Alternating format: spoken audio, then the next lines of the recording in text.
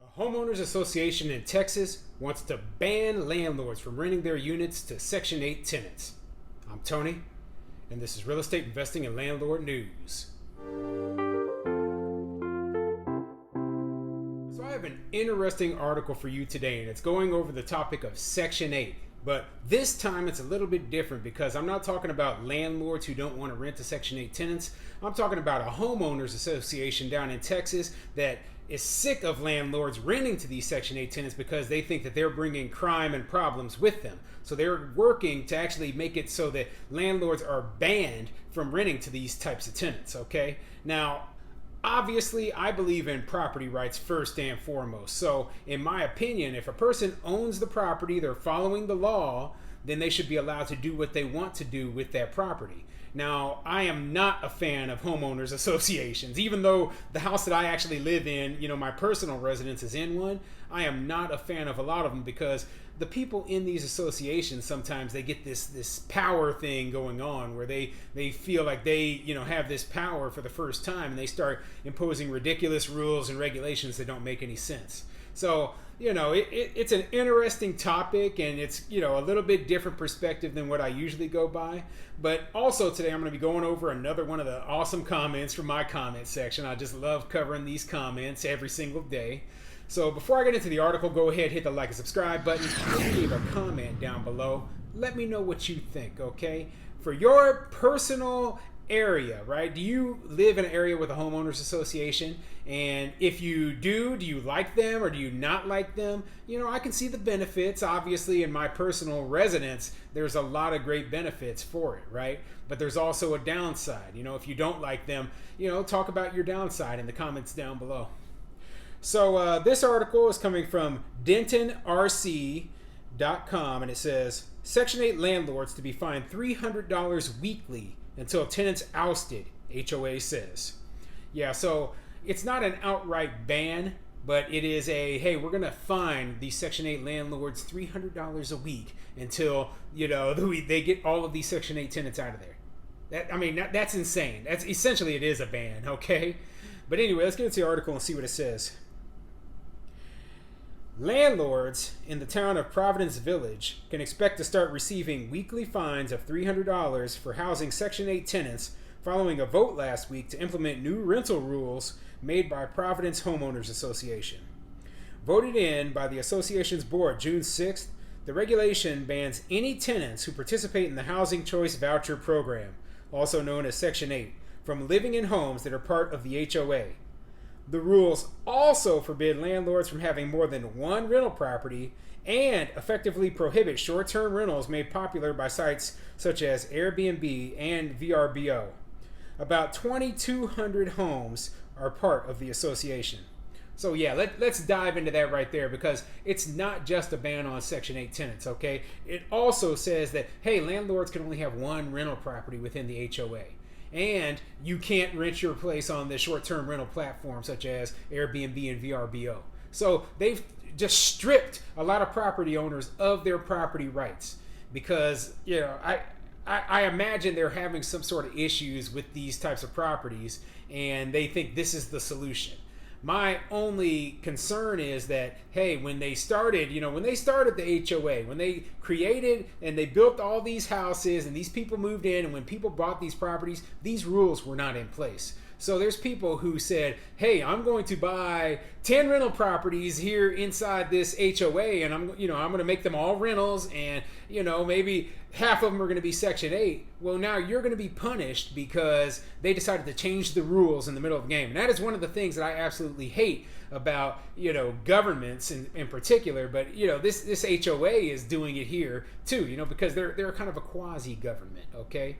They aren't exactly elected officials. There wasn't a vote put in place in a lot of these cases, and I wonder if there was a vote put in place for this, because this sounds absolutely nuts.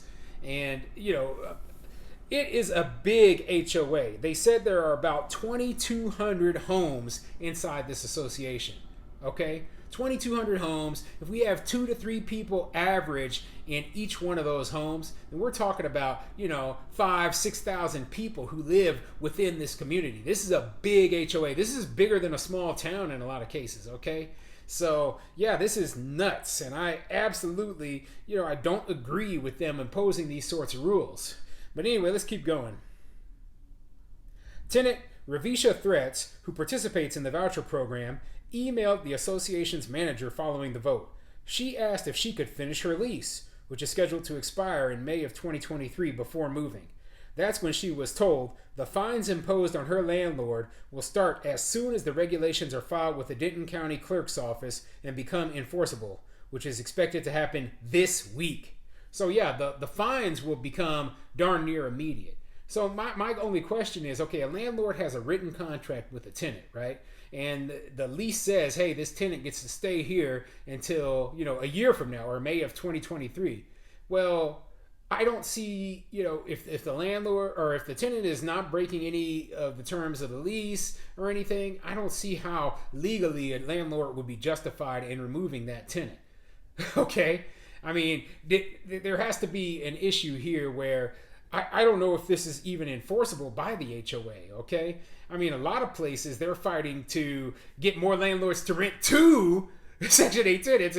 And oddly enough, in Texas, not too surprising, Texas is a lot more conservative than other places, but they're fighting to get rid of Section 8 tenants. And it's not just the landlords. The reason that I am not opposed to it in this situation is the landlords who are participating in this are doing it voluntarily, okay? They rented these properties out voluntarily. They participated in the program, and now they're being told that, hey, you can't do that. You can't participate in this program. We don't want Section 8 tenants here. So, I have my own issues with Section 8. It's not my favorite program by any means. But hey, if you're a landlord, you want to participate, go ahead. You should be allowed to. And the HOA shouldn't be able to stop you. This is a straight taking of property rights away from the owners of these properties. Homeowner Judy Rooker, who oversees about 23 properties in the town east of Denton through her property management company, said HOA manager Cody Watson also told her the fines would begin right away unless Section 8 tenants move out or landlords withdraw from the housing program and begin charging tenants full rent. But she and other landlords say it isn't what they were told before the changes were approved. They, the association, said all Section 8 tenants would be able to complete their lease and wouldn't be immediately kicked out, said landlord Alicia Mackey, who has 3 homes with Section 8 tenants in the town. People voted based on that assumption.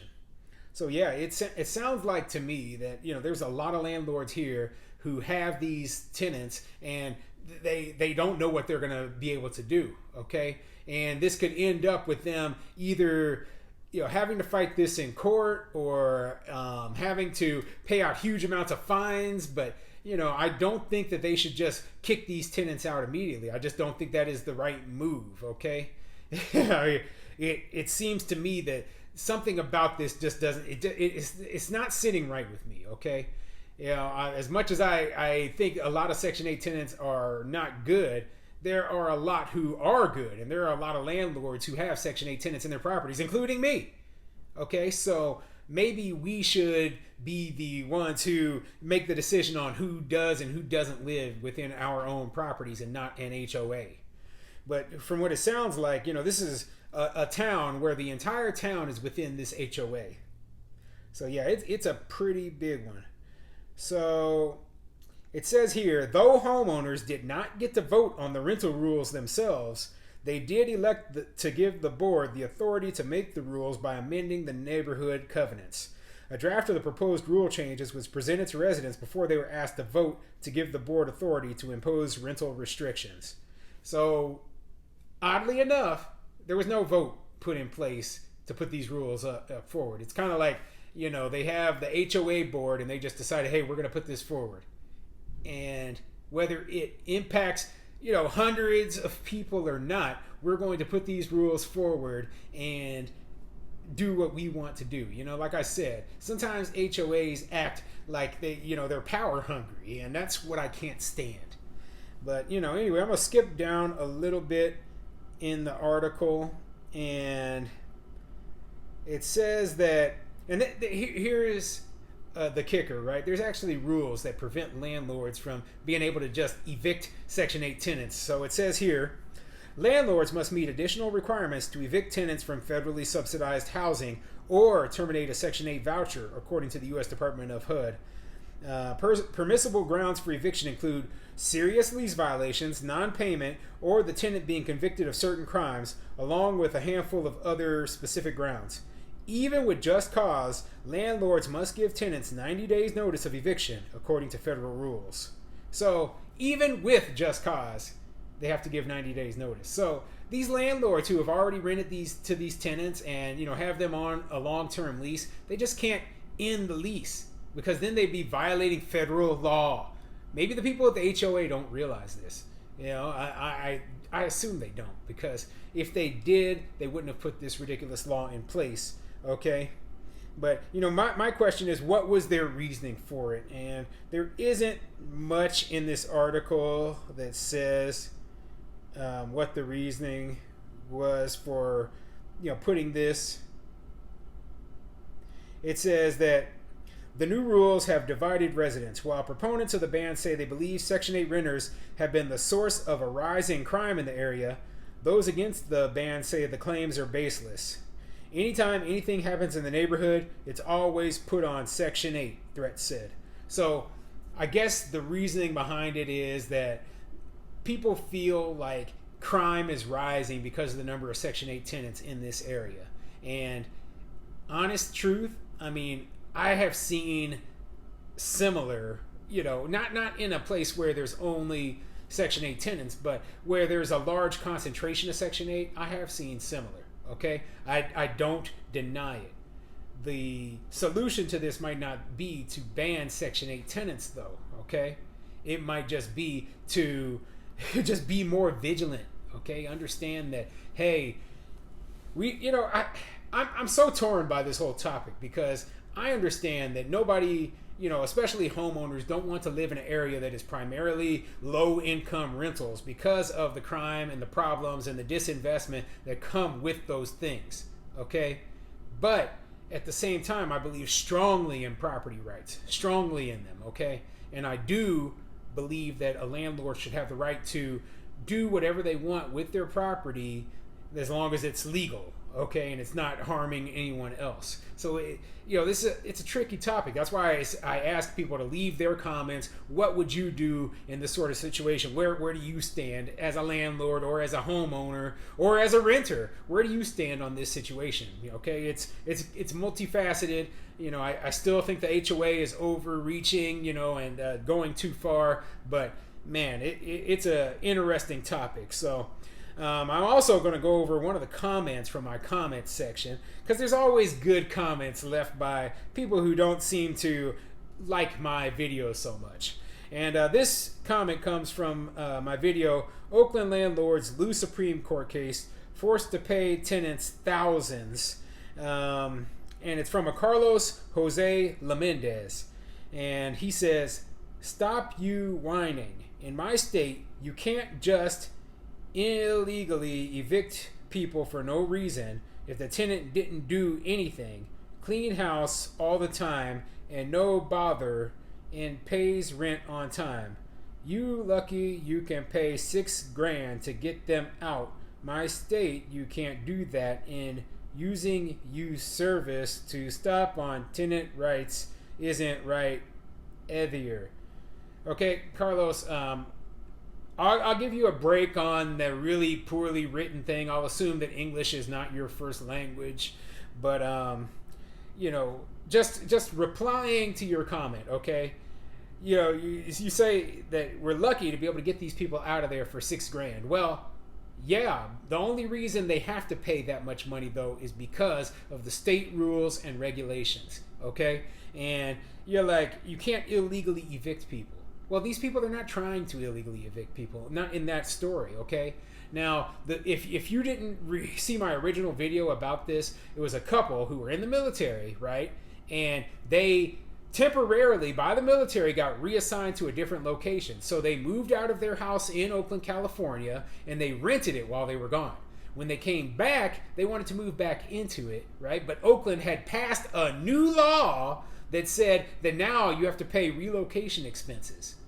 So they had to pay to move back into their own house, the tenant, some huge sum of money.